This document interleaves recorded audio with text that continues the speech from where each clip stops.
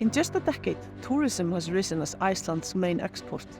After a dip during the pandemic, the country is on track to receive 2.2 million visitors this year, about 6 times the number of residents.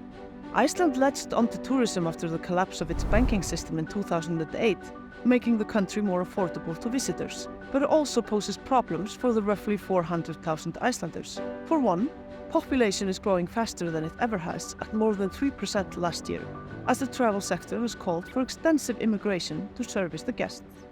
This has put an enormous squeeze on the housing market, which still suffers from an infrastructure lag following the financial crash. Thousands of apartments have also been turned into short-term lets.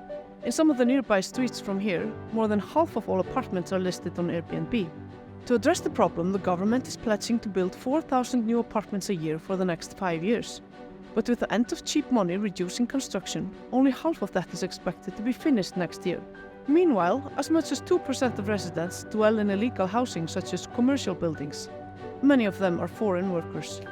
The central bank has described the economy as too hot and has hiked interest rates 850 basis points in the last 2 years in an attempt to cool it down. At a staggering 9.25%, Iceland boasts Western Europe's highest benchmark rates.